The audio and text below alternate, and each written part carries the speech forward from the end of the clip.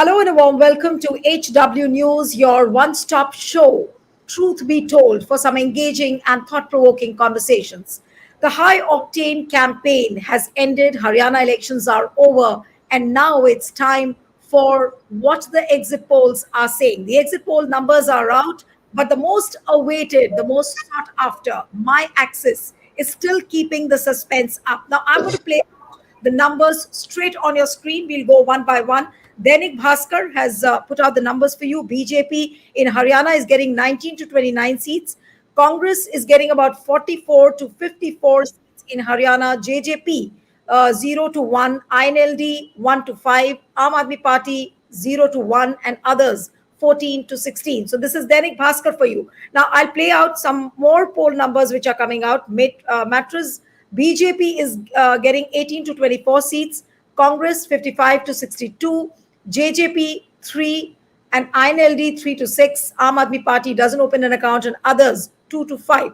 Now let's go on to the next one, which is C voter. C voters numbers look like BJP getting 27 to 32 seats, Congress 40 to 48, PDP 6 to 12, others 6 to 11. This is for Jammu and Kashmir.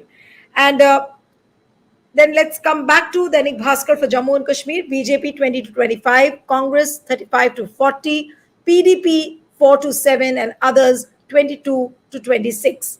Okay, so these are the numbers for Jammu and Kashmir and Haryana. Now let's get straight into the discussion because, of course, the results will be out on 8th. But what do these numbers look like? What is the larger picture? Does it give sleepless nights to BJP? Does it give sleepless nights to Prime Minister? All these are important questions. And what is the kind of the first glimpse which you get from the exit poll numbers? We do not know whether they're going to be true to what the numbers are saying, but more or less, largely, the picture looks like what everyone has sensed on the ground. Now, on your screens, you see our special panelists joining us. You have Inderjeet Singh, who's a renowned farmer leader from Haryana. Thank you so much, sir, for joining. We have Nadir Ali from the Center for Peace and Development in Jammu and Kashmir. Thank you so much, Nadir. We have TK Rajlakshmi joining us, Senior Deputy Editor from the Frontline. And Puneet Nicholas Yadav, he's a Senior Editor with the Federal. Puneet, thank you so much. And Puneet has just come back from Kashmir. He's been traveling across Haryana and Jammu Kashmir. So he'll be able to give us an exhaustive picture of what's really happening on the ground in the two states. But coming on the figures, coming to you, Inderjeet Singh, first I'll come to you. That the Haryana picture, what does it look like? The numbers which are being put out, do you think that numbers will stick to more or less what they are? Neelu, first of all, I greet all of you and the viewers. But let me tell you the kind of, what can I say, the kind of performance which the so-called exit polls have been doing and performed in the last Lok Sabha elections. I think not so many people now have any credibility left into the exit polls, etc. And I personally have been believing that there is no point in conducting any exit poll, etc., because the people can wait for 1 month before the things are counted. And Prime Minister Modi and Amit Shah, they have asked the people to purchase more and more shares before 4th of June. And they said that there is going to be a very big rise in the market, stock market. And 30 lakh crore rupees were looted, and most of them were from the ordinary investors. So that is the and the that thing was based on the exit polls. I don't think any exit poll has so far apologized for the. It was not a mistake, you know. It's a game. So basically, they are free to do it. So I do not have any big objection on their on their game what they are conducting. But anyway, now the, what the kind of figures which are being shown by the various exit polls, how do they I conduct? I do not know. I have never seen any exit booth in front of the polling stations. Since past 40 years, I have been taking part in election activity. I'm so far yet to see any exit poll which is conducted in front of the actual polls. So I do not know how do they make it. But anyway, two, three things are quite clear. That electorate of Haryana even 5 years ago in 2019 had defeated BJP, and it had given a slogan and claiming that is bar 75 par, that this time they will be crossing 75. And then in the parliament election, the BJP said they will be crossing 400. So onwards now they are not making any claims regarding the figures, and they were not very confident this time regarding the making a hat trick because they know that they are going to be routed. So farmers generally are very angry. The way they had perpetrated unprecedented atrocities on farmers for 13 months, and 750 farmers were martyred. Had there not been any BJP government in Haryana during that time, I don't think it But would have taken that much of ask you, time. So if you look figures, at the these figures may, no, no, yes, I, please. to ask you is that Mattress has given BJP 18 to 24, Sea Water has given BJP 27 to 32 seats. Then you have Dainik Bhaskar, which has given BJP 19 to 29 seats. Then you have, so which means that BJP has not done that badly. I remember when you were with me on the Hindi shows earlier in the day, we were also expecting that a lot of political analysts were saying that BJP might get somewhere around 10 seats, or they would be completely wiped out. So we don't see a complete wipeout of BJP from Haryana, no matter how heavy the anti-incumbency was. What kind of, I mean, the kind of resentment we saw on the ground, BJP doesn't seem to be doing that badly. No, if they succeed in getting 20 seats, I don't think it's not a wiping out. I mean, so maybe I can't say exactly before tomorrow, because we have to receive reports from here and there. I don't believe in exit polls, but I can say that BJP is going to be punished by the people, by the workers as well as farmers, and there is terrible, unprecedented unemployment, Right. and there is accumulated anger. So BJP is going to be convincingly defeated, I can say, and the Congress is going to form the government comfortably. And when I say that going to convincingly and comfortably on the other hand, that means the people would perhaps will not be leaving any scope for the kind of manipulation the BJP is infamous for making, thus in various. And there is a minister here in Bhiwani district. He said that if somehow we will be winning the election, but if perchance suppose the BJP is defeated and Congress forms a government, the rulers of BJP at Delhi will be pulling down that government within 6 months. This is the kind of confidence, All right. I mean Right. the prestige they have in democratic setup. Yes, right. But So Indrajit, interrupt you here. I'll interrupt you here. I want to come to Puneet.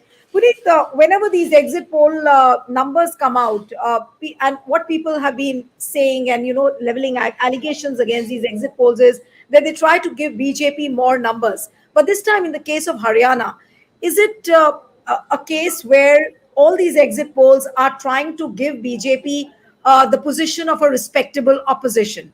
Because that is what BJP was trying to, because even BJP knows that they are not forming the government in any way. But are these exit polls? The first question is whether these numbers are correct for BJP. Second, are the exit polls trying to project BJP's image as a respectable opposition, which perhaps they might reach that position, they might not reach that position. We do not know yet. So, what is your sense according to the numbers which you see for Haryana? Thanks, Neelu, for having me here.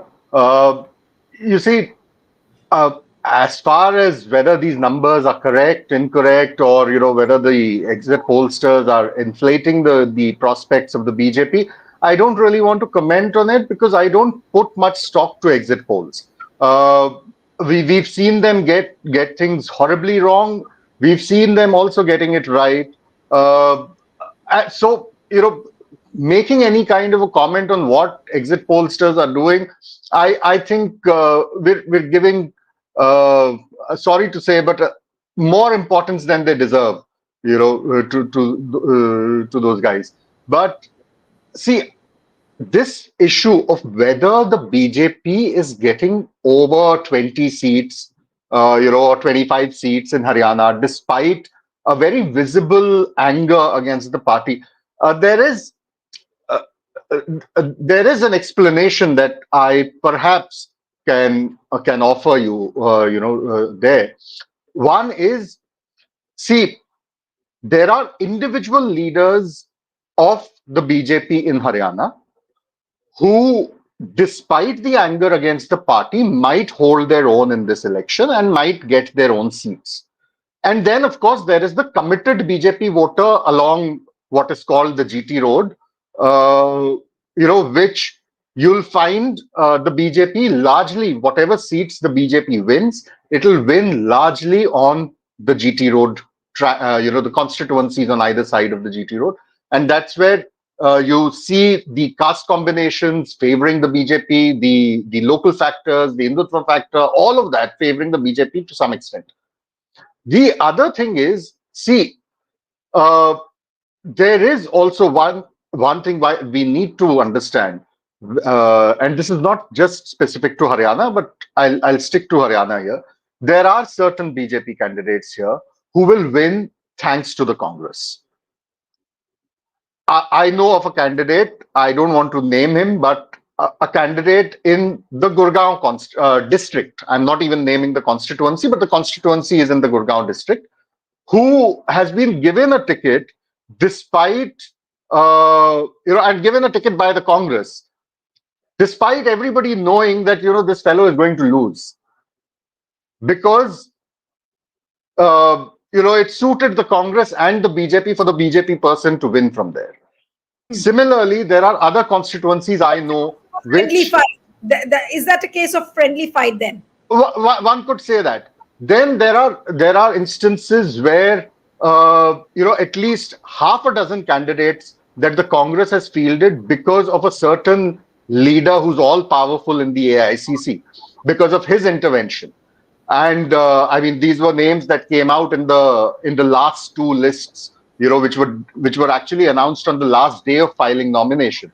And these were candidates that were named because of this one particular individual.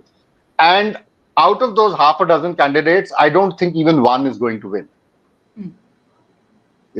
So there are those factors also which cannot be discounted. So the BJP, while of course is not likely, or I would say is not going to form the government in Haryana. See, even if you look at the lower end of most of the exit polls, the range that they're still giving the Congress 50 seats. Right? So I don't think discussing the Congress crossing the majority mark is even relevant in the case of Haryana. It's a no-brainer. Right. The BJP, there are various factors that will contribute to it crossing 20 seats. Ideally, in the political environment in Haryana, it shouldn't have. But then, it's a party with a lot of friends. All right. I'll take that last line, as a footnote. But coming to Nadir now, Nadir, what is your sense about Jammu and Kashmir? Is it very, very clear now that the India Alliance will form the government, or you have some doubts? Because there are some sources which are giving BJP more number of seats. Then there is a speculation that probably Farooq Abdullah's party might join hands with BJP, though they have denied this bit this evening. And there was an interview of Farooq Abdullah where he said that we are not joining hands with the BJP at all. But on the screen, yes, I'm just getting to know that Access My India has come out with its numbers for Jammu and Kashmir. Let's put out that screen because this is the number which everyone was waiting for. Now, my Access has given BJP 24 to 34 seats in Jammu and Kashmir, Congress 35 to 45, PDP 4 to 6, and others 14 to 18. I'm going to repeat these figures of Access My India. And Access My India has been one of the most reliable ones, which used to, and their surveys used to be projected on India Today. But now Pradeep Kumar is not with India Today. He has this time come out with his own YouTube channel where he's live streaming it along with another digital platform. So this was something which was awaited for, and there was a lot of suspense. People started talking about as to what my Access My India would say. So here are the figures for Jammu and Kashmir for you, and I'll straight away go to Nadir now. Nadir, your comments looking at what Access My India is saying. Access might has, I mean, when you look at the large number of the seats to BJP, he has given a lot. I don't think so they can cross about 25. I mean, it will be below 25. It's my personal opinion. And as far as NC and Congress is concerned, I mean, they will definitely cross 46 for sure. Because I'm in Kashmir. I live in Kashmir. I have seen how people voted for National India Alliance Partner, National Conference, and even Congress in some seats. And remember one thing we forget, we talk only NC and Congress. Even Mahbuba has openly said, we are the part of India Alliance. Not only that, if you have seen India Today conclave in Kashmir, Sajad Ghani Lone, the former ally of BJP, he has said, I will prefer to sit in the position, but I will never ever be part of BJP. My first priority will be party who is secular. So he also gave hints that he is ready to be with the part of India Alliance. So I don't think so in JNK there will be any problem for NC and Congress to make a government in here. All right. Now let me come to Raj Lakshmi and just talking about these figures of what my access has not given its figures for Haryana, so we'll have to wait. So far, what the general picture of the exit poll is, what would you really say, and what is the sense you're getting? Well, about Haryana, I think that that for once, perhaps the exit polls have tried to redeem themselves after getting it wrong maybe so many times. Maybe they felt that this is high time that they should sort of depict the real situation on ground. And of course, to be fair to them also, that if they have really gone through the process of an exit poll, the exit polls that is, then I would assume that they do reflect. They in fact they do approximate the outcome, that I think is going to happen, on the ninth, because of the groundswell of anger, essentially. And in fact, what Indrajit also said initially, that the BJP I mean, actually could not form government on its own, in Haryana in 2019, right? I mean, in fact, it had to take the support of the JGP, right? So even then, it had to take the support of the JGP, and now it's on its own. It's on its own. It has 10 years of anti-incumbency. It's got no ally, to piggyback on it, right? And it's in 2019 you had Balakot, you had all that happened, right? And the whole army sentiment, was whipped, cultural nationalism, etc. But now, I think it's been more of an issue based election.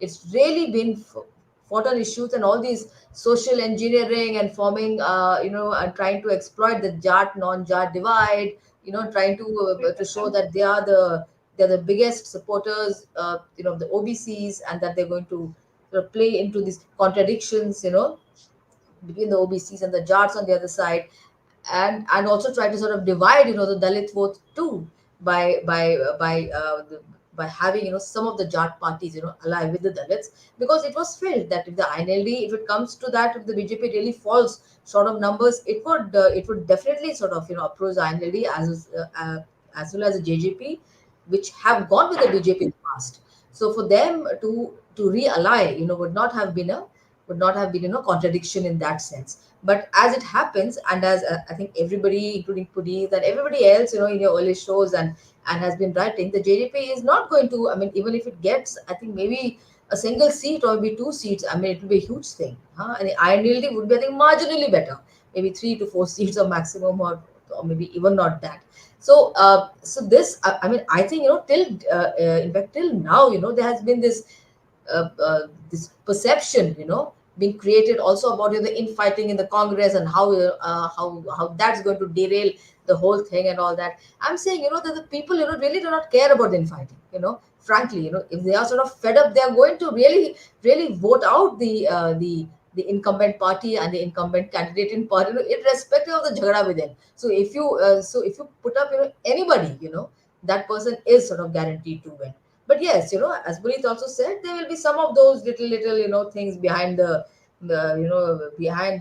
shadows, been worked out in order to spike each other's interests. But I think that would be of a little, not too much of a significant, in fact, quantum in that sense. And that also should set aside the issue of, leadership, I think, because if this, in fact, if you recall, the Congress did not project a single face as the chief ministerial candidate. I think it was a smart thing to do, and including, the India Alliance that worked out in JNK also.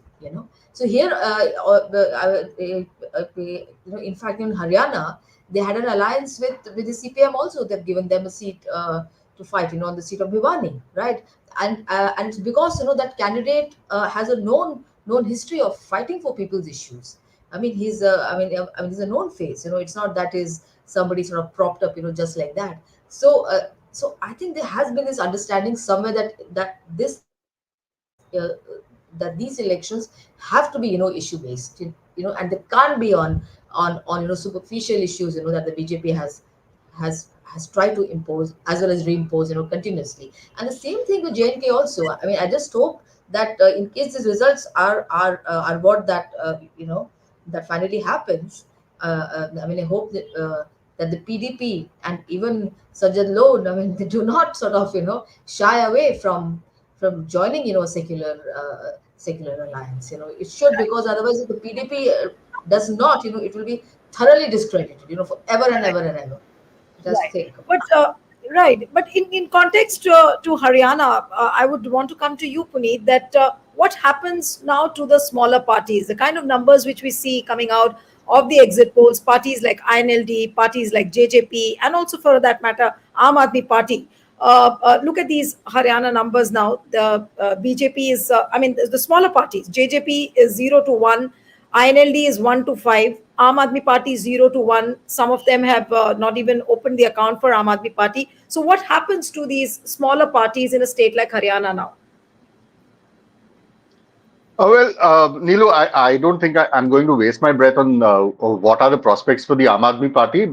I think they threw away their chances the day they started acting pricey with the Congress on the number of seats that they wanted to contest. If the Congress was giving them even 3 seats in the seat sharing talks, that was, I would call, still way above their weight in Haryana. They should have just accepted those 3 seats, and they could have won a seat out of those 3 and made their debut in the assembly. But I mean, let's cast that aside for a while. See, my personal interest here would be in how the INLD fares compared to the JJP. These are the parties of the 2 different factions of the Chautala family. 5 years ago, when Dushyant Chautala formed the JJP and managed to win 10 seats within 6 months of forming his party, there were breathless commentaries on how he has now emerged as this real torchbearer, flag bearer of the Chautala legacy. And see 5 years down the line where he is, because of wrong political moves, maybe wrong advice that's given to him, or maybe for various political pressures that he was under. Uh, from being kingmaker 5 years ago, he's now struggling to even win a single seat. The INLD, which was completely written out 5 years back, seems to, although I wouldn't say that that they're going to win or win big or anything. I don't think they're going to win more than a couple of seats. But I'd be interested in seeing what kind of vote share they poll compared to the vote share that the JJP polls. And so the INLD, I think, if they start rebuilding today, they will be able to reach a fairly good position, by the time the next Haryana elections are called.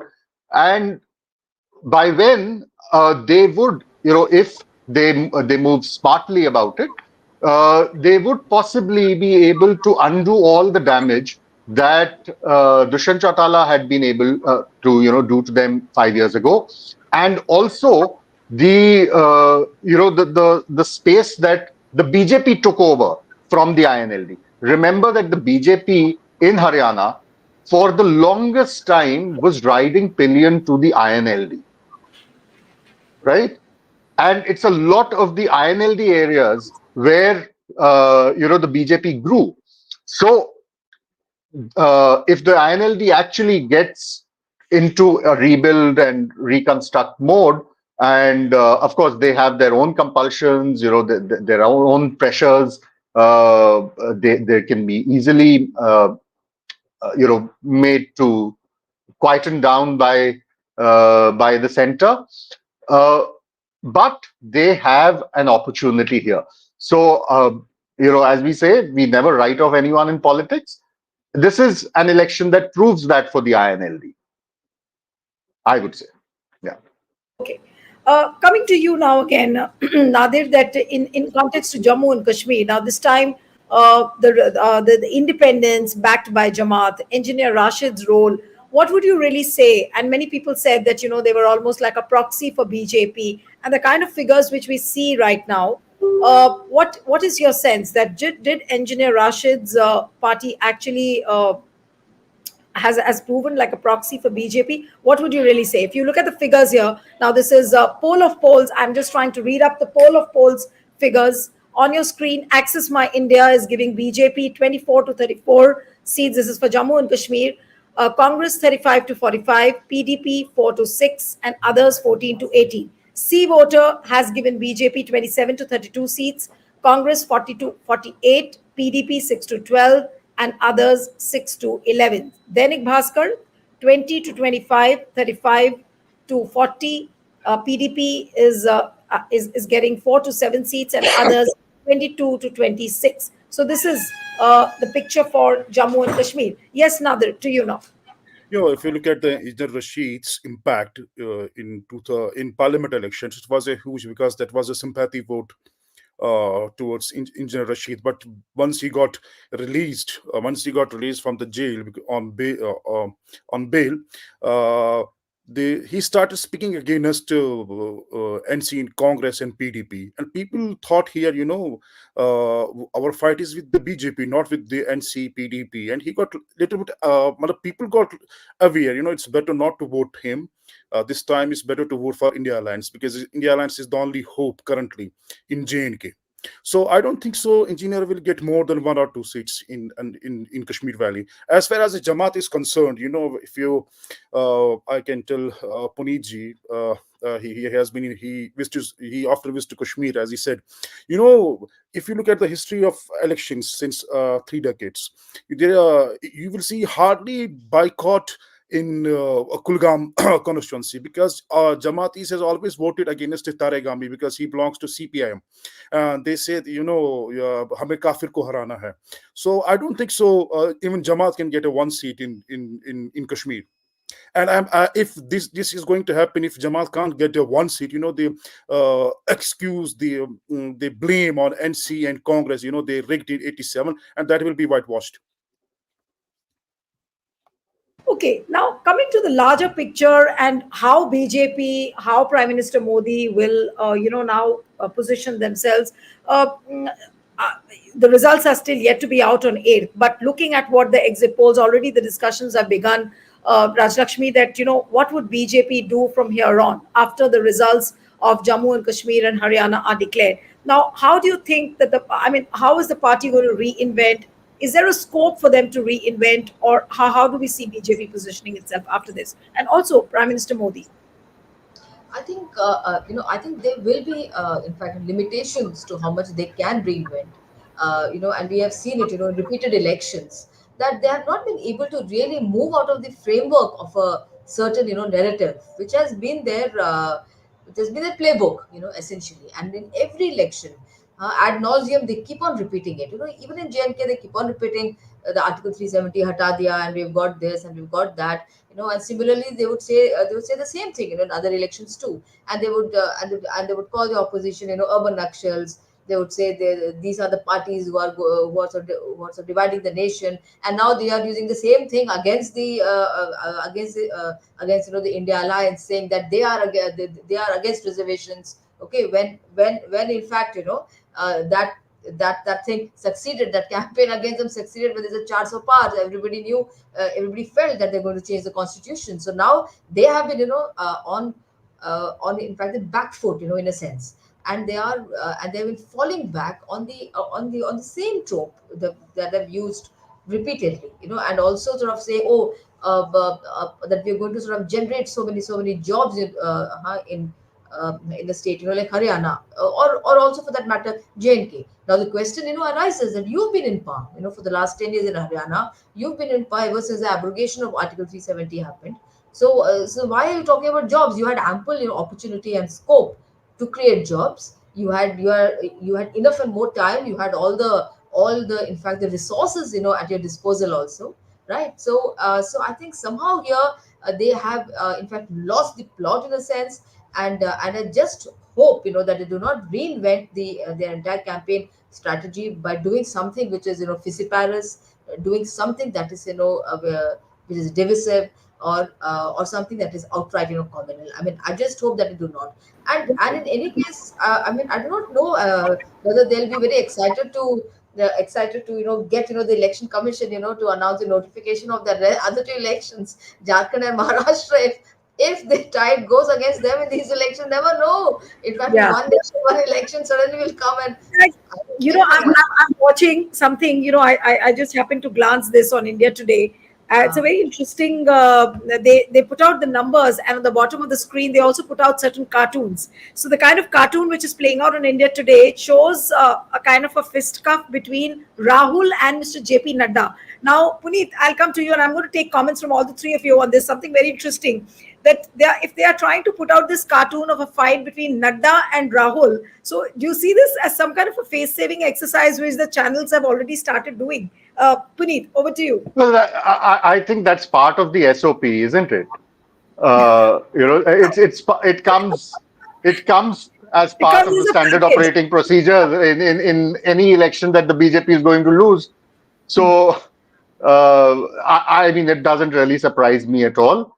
But see, Neelu, how the results actually pan out, what are the exact numbers and all that aside, I would still want to say that as far as the BJP is concerned, and specifically with regard to JNK, if the BJP manages to get 22 to 25 seats in Jammu, I think it does.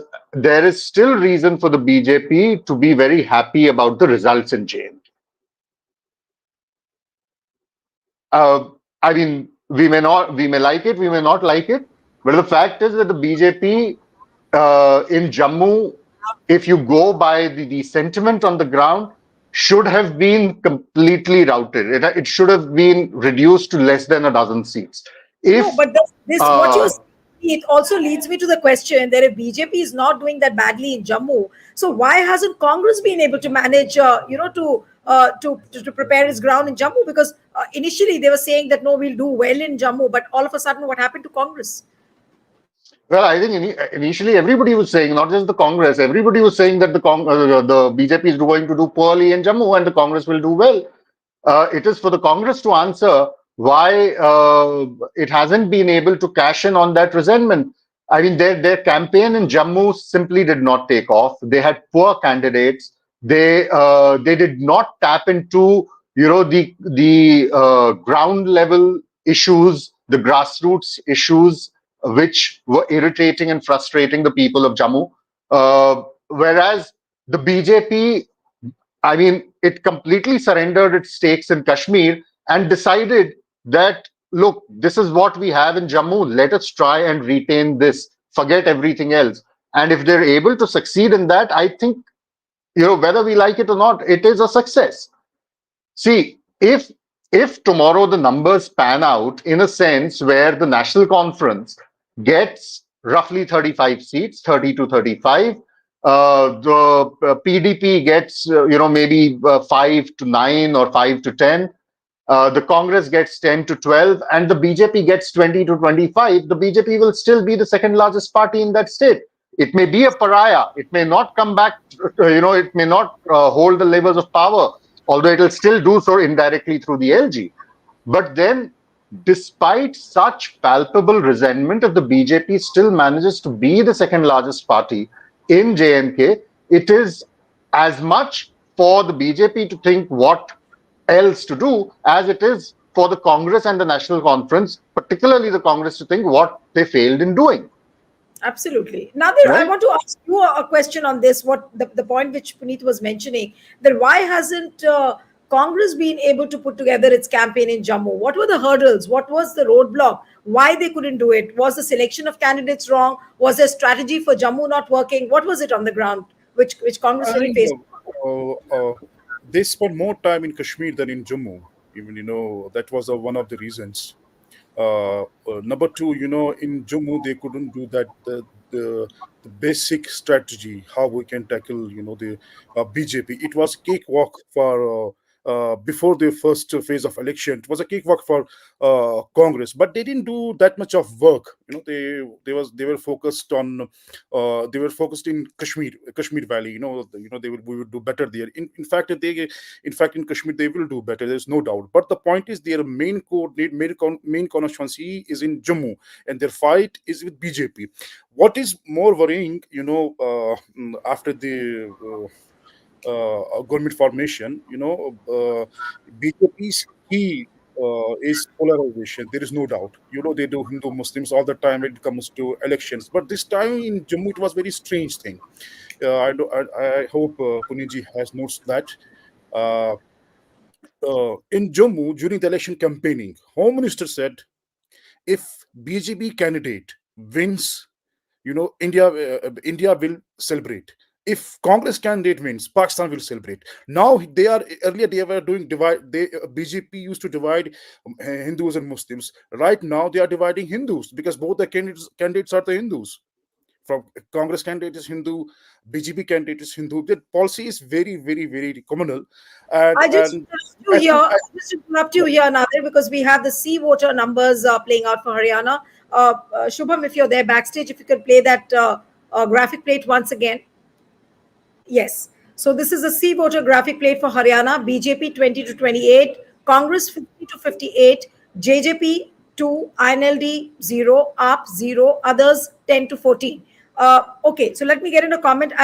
Okay, I'll allow Nadir to complete his point, and then I'll go to Puneet and Rajalakshmi on this. Yes, Nadir, just complete your point, please. I Yeah. said Congress after the elections, Congress needs to work very hard. They have a star campaigner for that's Rahul Gandhi ji. People love him. Youth, youngsters love him. Now they have to channelize in Jammu for 2029. Now, let's talk about the seawater numbers. Puneet, I'll come to you first, then I'll come to Raj Lakshmi. That what do the seawaters number really say about Haryana? Congress getting 50 to 58, BJP 20 to 28. I'm not talking about other parties, others, of course, 10 to 14. So, what does this picture really show as far as seawater is concerned?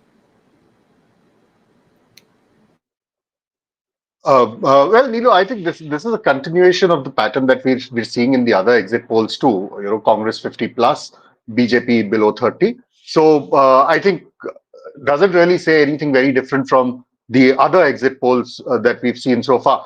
I would want to very quickly make one point with regard to the Congress in Jammu. You see, uh, uh, Jammu and Kashmir both. I think the Congress's high command needs to call in its leaders of JNK who actually sat down for the seat sharing talks and kind of came up with this with the seat allocation formula. And they need to also look at how their own so-called bigwigs, the Congress's own big faces in the state, they may not really be faces that are known beyond Jammu and Kashmir, but for the Congress, which anyway was a marginal player in J&K in a sense, these are prominent faces. Let me tell you, they've got Tariq Hamid Karra, who's their state Congress chief. He is contesting from the Central Shalting seat in Srinagar. I have grave doubts on whether he's going to win his seat. Then they've got Vikar Rasulwani, who's also a former Congress. He was, in fact, the state Congress chief just before Karra.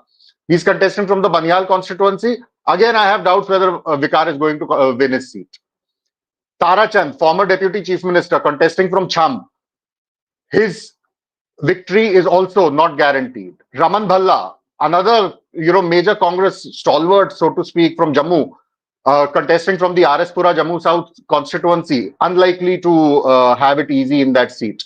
So name one, barring Ghulam Ahmad Mir, who's comfortably placed in the Duru constituency, which falls under Anantnag. I doubt there is any major face of the Congress in J&K who's likely to win his seat comfortably. In fact, if you look at the kind of constituencies that Rahul was called in to campaign, I doubt the Congress is going to win any of those seats where Rahul Gandhi campaigned. I mean, Priyanka Gandhi managed to go to Bishna. Bishna is one constituency which I think the Congress will win. It's a constituency in Jammu. I think the Bishna constituency, they'll win. They could have easily, and as I said, they need to really hold people to account on this alliance formula. I'll give you an example. Right next, the adjacent constituency to Bishna is a constituency called Vijaypur. This is again in the Jammu district. Vijaypur is a constituency which has a largely, predominantly Brahmin vote base. It's a constituency that was ripe for the taking for the Congress. I don't know why. In the seat sharing talks, they gave that constituency to the National Conference. And there are people from the National Conference who are now calling the likely contender from the Congress, who were going and pleading to him that why don't you please come and campaign for us? Now, imagine a situation where in this kind of a scenario, and let me tell you again, with regard to the BJP, there are a couple of Muslim candidates that the BJP has fielded who are going to win, or who, even if they don't win, they'll lose by very, very short margins. These are, like, for instance, there's a constituency called Punch Haveli. Punch Haveli, their candidate, Chaudhry Abdul Ghali, is on a very strong wicket. Their candidate from Surankot, who passed away of a cardiac arrest the other day, was on a very strong wicket. Now, imagine for the BJP, even if they lose the election and they manage to get 20 to 25 seats, just think of the cacophony that they'll create, saying that, look, after all this noise by the India alliance of how the BJP is the villain, we managed to retain our seats. And even Muslims voted for us. Our Muslim candidates managed to win. That is the narrative that they will try and spin. And who should be held accountable within the Congress for allowing the BJP that space is something that the Congress High Command needs to really, really look into. Right. Absolutely. Now, towards the end, Rajlakshmi, I'll come to you. What are the kind of headlines we can expect tomorrow morning the newspapers are going to carry? Now, if we are to believe that Congress is forming the government in Haryana, India Alliance government is forming India Alliance is forming the government in Jammu and Kashmir. Will the papers put out very clearly that BJP is not forming the government in any of the two states? I'm just wondering. Might not. I think there will have to be subtle, probably, but then they can't also hide the fact, that these figures do speak of the state of affairs as they exist, in both Haryana as well as JNK. So there's no sort of denying to say that the BJP has lost its sheen. I mean, its graph is has been coming down since the Lok Sabha elections, where it failed to secure a majority on its own. So that trend seems to be continuing. Now, if they are going to be in denial, and if they are going to make this uh, Rahul versus JP Nadda thing, I mean, as if the whole scuffle and show was all about that, and making poor Mr. Nadda the fall guy again and again and again. I mean, it's not really Whose term is anyway coming to an end. Yeah, disturbing. Poor fellow. the blame on him. So I think it deserves a better send off, and not to really take the fall for every election See, and when he's not been the star also of the campaign in Rajalakshmi, any case. also Yeah, Rajalakshmi, PM hasn't put in his 100% the way he always conducts his rallies before every election. Whether it is Jammu Kashmir, whether it is Haryana, he's almost like distanced himself from both the states. Not too much of rallies like what he used to do. true. Just four rallies in Haryana. I'm not sure about the number of rallies in J&K, but clearly it was at a much diminished scale. The extent to which he would have liked to campaign. Maybe there was a sense, because in several villages the BJP candidates were shooed away. They were booed. They were shooed. They were not allowed to enter to campaign. So I mean, such was the resentment, and in some places the bheed that normally is mobilized, that itself was not there, in sufficient numbers, in some of the public meetings. So all in all, I think the BJP did get a sense that it's not going to have a hat trick. JNK is a different ball game. It's been years of communalization. The RSS, chipping away at the syncretic bonds, of JNK, and especially in Jammu. So I won't be surprised here. Right. You made a mention of RSS, which really tempts me to ask Puneet this question, and with that question, then I'll wind up the show. What really has been the role of RSS in these two elections, Puneet? Any idea how RSS? I mean, has it been helpful for BJP in Haryana and JNK? Has it distanced itself like what it did during the Lok Sabha elections, or what is the sense you got from both the states? Well, I think the numbers that the exit polls are projecting will also tell you the role of the RSS, you know. So, but but I would say that as far as Jammu and Kashmir is concerned, in Jammu, the RSS in a lot of the constituencies was pretty involved, uh, particularly in constituencies where you have, the Dogra community, where you have, because there was resentment against among the Dogras, and the Congress realized that, as is its wont, very late in the day, those areas then, you know, the areas in Jammu which were affected by militancy over the last 5 years. Remember that these were areas which many of those saw militant attacks for the first time. And in fact, while I was traveling in Kashmir, there were people in North Kashmir who would tell me that the scale of militancy that we're seeing in Jammu, we haven't been witness to the scale of damage, in Kashmir. Yeah. So those areas, the RSS certainly was involved with the campaign. As far as Haryana is concerned, well, I think the numbers explain the RSS's involvement. Right. So it would be interesting to see what the newspapers are going to say. But yes, sleepless nights for BJP, I'm sure. But I will have to end it here. Thank you so much, Puneet, Rajlakshmi. It was wonderful having all of you on the program. Thank you so much. Thank you.